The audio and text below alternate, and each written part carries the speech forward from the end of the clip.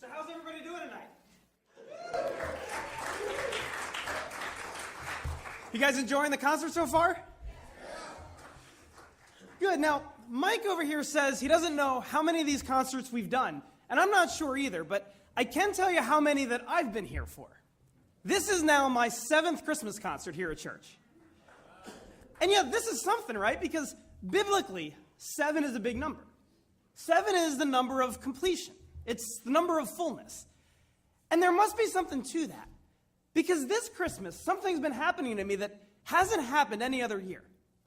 This year, it seems like way too often, people are coming to my office, knocking on the door and saying, "Pastor, I have a huge problem." Well, that happens a lot, I guess. But this time, the problem is different. They say, "Pastor, I have relatives coming in from out of town, and I don't know what to do with them. You've been here for a while. Why don't you tell me?" Well, that being said, I thought that I would do something for you guys today. I give you a little bit of an early Christmas gift. So if we can get it queued up here, what I want to give you guys today is this. Pastor Pezzica's Guide to Hosting Out-of-Town Guests. You guys ready? Okay, the first thing I would recommend to you is this. If your guests are already here, or if they're coming before Christmas, you might want to get them out to do some last-minute Christmas shopping in case they're not done yet. Now, we have lots of great places to go shopping here in California. We've got things like Rodeo Drive. We've got the outlets in Camarillo. We've got Santa Monica Place. There's a lot of good places to go shopping. But I've got some other recommendations that I think are pretty good too. Like this place. Antique tables made daily. I got this great old classic 2014 dining set there the other day. It's great. Another place that I recommend is if you're on a tight budget this year and you don't want to spend too much, I recommend that you go to this place. Nothing over $1, where everything's $1 or more. Now, the other thing, I don't know about you guys, but I'm not actually a big fan of shopping myself. I like to go to those one-stop shopping places where you can just go to one store and get something for everybody. If you're like me, I recommend that you go here. Weapons and puppies. That pretty much should cover everybody on your list, right? One last place that I recommend, and I kid you not, this is a real place, and it's not far. It's in Echo Park. You can go to this place. The Time Travel Mart. Whenever you are, we're already then. You know, they might be right here, right now. So, after a full day of shopping, your guests are probably going to be quite hungry. And I have some recommendations of some really good restaurants. Because there's a lot of great restaurants. There's restaurants on every block out here. But these are a few that I think are better than the rest. This first one, I'll admit, it's a little bit of a drive to get there. It's way up in Bakersfield, but trust me, it's worth it. Oh, we're going too fast here. Diesel fried chicken.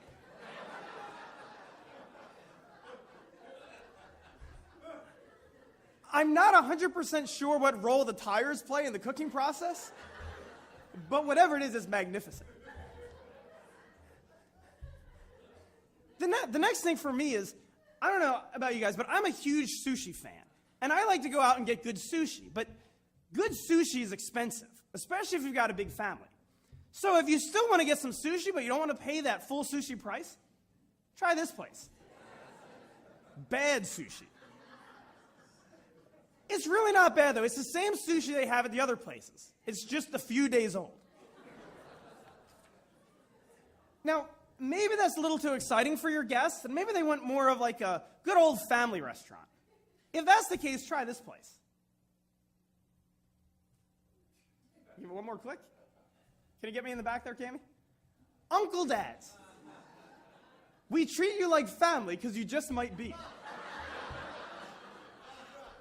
I'm not even sure what that means. Now, another place, you guys know my wife's a vegetarian. She likes really healthy food, so we do like to go to some healthy places sometimes. And we found this really great healthy Chinese place the other day that you should all go try. Soon fat. Trust me, it's healthier than it sounds. Another one of my personal favorites for healthy choices is this place. Tammy? Health Camp. They have malts, shakes, and super burgers. And I don't care what anybody tells you, super burgers are a superfood. Now, maybe your guests aren't too adventuresome, and maybe they want to just go to some of the national chains that they heard of and that they're familiar with, and that's fine. And in LA, we've got all of those. So, you could always take them to places like, Outback, where the fish of the day is beef. Or you could try, Cammie, Wendy's, where our secret ingredient is our people.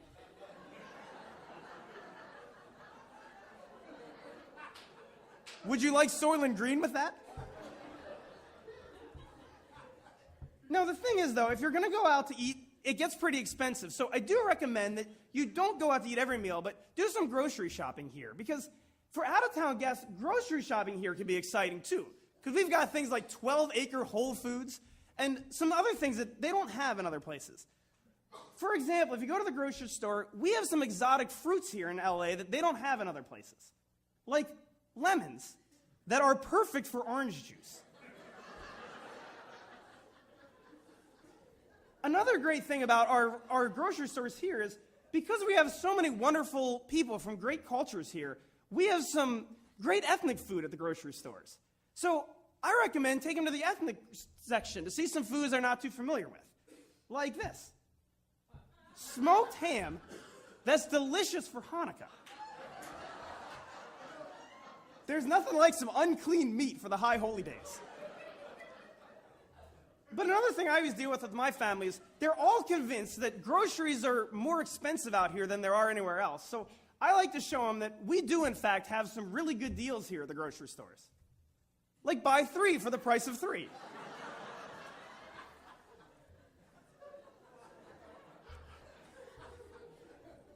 So here's the thing, though.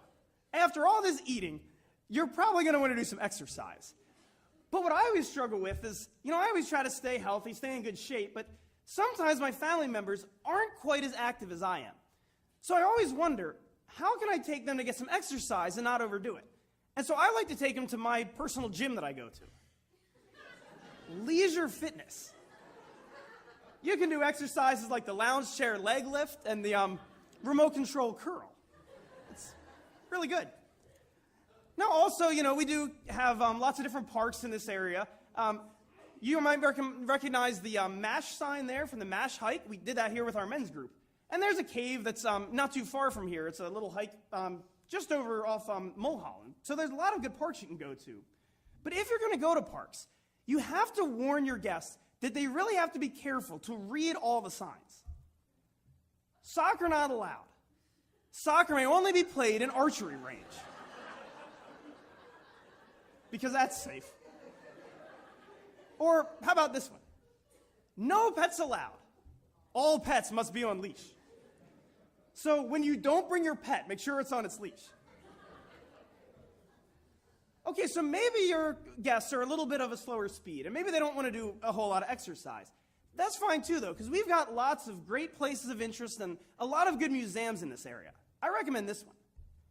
The National Association of Telemarketers. Absolutely no soliciting. They hate that. Or maybe this one here.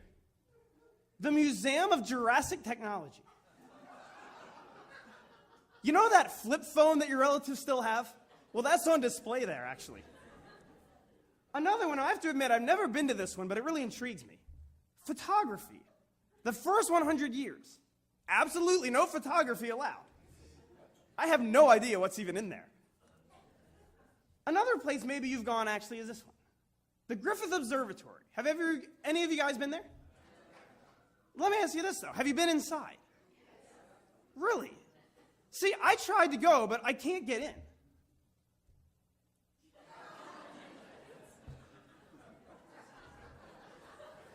I couldn't figure it out. You guys must be smarter than I am. I tell you another place that I've been that you've probably been to also, the Los Angeles Zoo. You guys been there? Well, if you go again, just do me this favor, please. Please don't feed fingers to the animals. It's really unhealthy for them. Another place I recommend that you go with your visitors is take them to the beach. We have some beautiful beaches here, don't we? My family, though, they're not a big fan of the beaches out here because they tell me that we just have too many seagulls out here. But I don't know if you guys have seen this, but they fixed this. Have you seen this? How they have the no bird zones? Those signs just keep all the birds out. It's great. Now, there is another thing that my family likes to do when they come, and I'll admit it's a little bit vain, but they like to come out to California and get their hair done and get the mani-pedis, all that kind of stuff. And so I found a nice, good, affordable solution that people might like. Smart lipo by a real plastic surgeon. Take my word for it, this guy is great. Another thing I like to do is take people to things that are very commonplace to us, that we're used to, that we have in California, that we see every day, but that people from out of town might not be familiar with. Like this one, the drive-through pharmacy. Not everybody knows how to do this, but it's really nice if you ask me. Speaking of driving, though, we got to talk about driving for just a moment, because whenever I have family come, we have a little bit of a problem. You see, we're a one-car family, and so when we have guests come into town, we always have the issue of how are we going to get them around? You know, sometimes they stay longer than we're able to take off work. So what are you going to do with them? Well, I tell you this, as Cam showed us here, when we were in Pacific Beach on vacation, we found this great alternative to renting a car. It's the disposable car system. You buy a car for the week, and when you're done, just chuck it in the dumpster. It's great. But now, if you are going to have family that drives, please, please, please do me a favor and warn them. Traffic out here can be quite dangerous. So make sure that they are really careful. But the other thing about California is, you guys all know, you live here, parking can be very tricky, right? So make sure you tell your guests that when it comes to parking, they might need to be a little bit creative. You see, the curb was parked red, but those power lines were not. Another thing that you need to do is you need to make sure that they know California laws, like how you can't talk on the phone while driving. And also, texting while driving kills, so don't do that. But if you would like more information, you can just text safety to the number on the billboard. And I don't know if you can see it from where you are, but notice how in this picture, the guy's texting at his steering wheel. And I'm pretty sure he got that phone from the Museum of Jurassic Technology. Now, the other thing is, if they're going to drive, you have to warn them that our road signs and things can be a little bit confusing sometimes. But I don't think it's that bad. Just tell your guests to read the signs carefully and do what they say. You know, just when it says keep right, keep right. Or, well, you know, another thing, let me tell you this. People here people from out of town tend to think that we Californians can't handle a little bit of rain. Do you hear that all the time? People are always telling me this. Like, they think that people from California are all idiots every time it rains.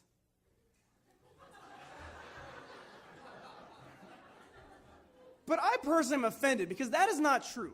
What people need to understand is that in California, we don't have a great drainage system because it doesn't rain that much.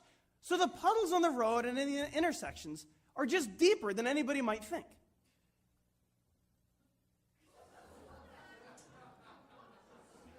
You see, somebody didn't warn her, and she doesn't look too happy, does she? But if your relatives or your guests borrow your car and they do damage it, don't worry, I got a guy who's great at fixing it. The dent wizard. This guy works magic. Well, that's it. That's my guide to having guests come visit this year. I hope that you have a great time with your guests and that you all have a safe and happy Christmas.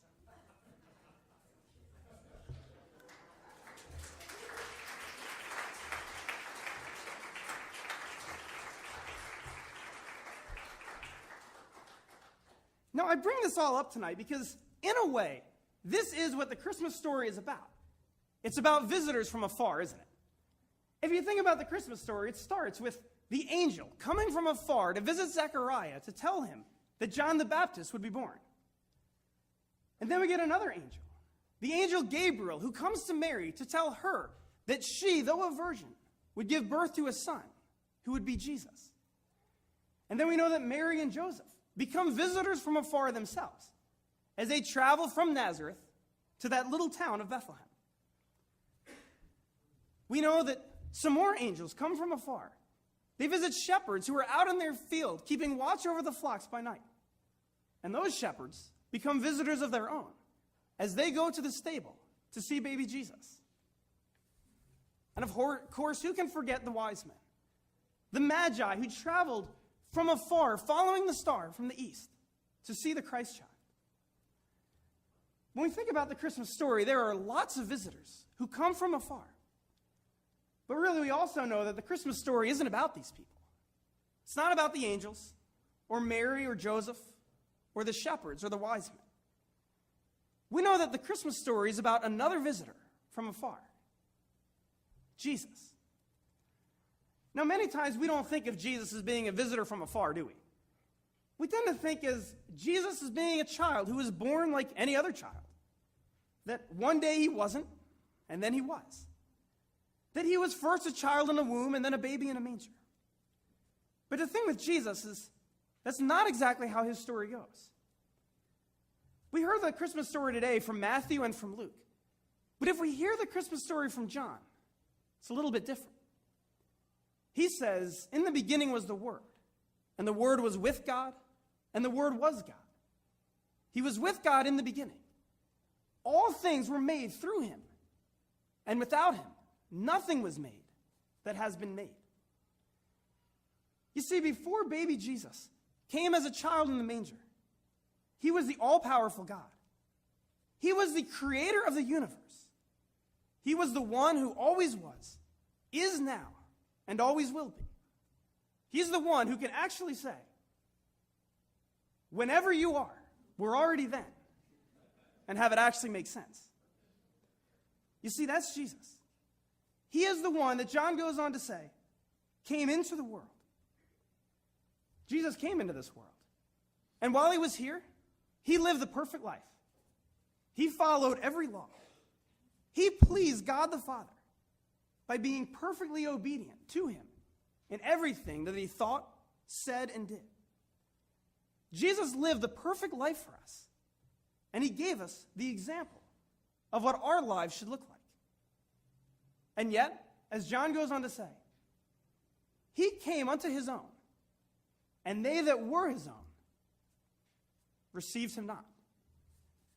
Our world didn't want any parts of him. You see, Jesus didn't do the things that the world wanted him to do. He went right when they wanted him to go left. He accepted the people that they wanted him to reject. He loved the people that they wanted him to hate. He came to bring peace when they wanted him to be a Messiah who brought war. Jesus came to his own, but his own did not receive him. Instead, they killed him. They nailed him to the cross, where he died to pay for your sins, for my sins, and the sins of us all. But after Jesus died on that cross, that little baby in a manger was stronger than death. And so on Easter Sunday, he rose from the dead, and he ascended into heaven to prepare a place for us. So that, as John writes, as many as received him, to them he gave the right to become children of God, to them that believe on his name. You see, this is why we celebrate Christmas. We celebrate Christmas because it is a day that we have the greatest visitor from afar. It's the day that Jesus Christ, the Lord and creator of this universe, gave up his throne in heaven to come down for us. On Christmas Day, Jesus gave up a throne in paradise to be placed in a manger. He was born so that he might die. He came to the cradle so that he might die on the cross. And why? Well, as Jesus says himself, in my Father's house there are many rooms. If it were not so, I would have told you. I go to prepare a place for you. I will come again and receive you unto myself, that where I am, there you may be also. You see, that's why we celebrate Christmas. Because on Christmas Day, Jesus came as our guest from afar to live amongst us and to die for us, so that one day we too will go to be his visitor from afar, to be with him where he is. And so this Christmas, as you have guests come to visit you, or as you go somewhere else to be someone else's guests, remember the greatest guest that ever came for any of us, Jesus Christ our Lord. May you think of him this Christmas, and may you have a wonderful and Merry Christmas. Amen.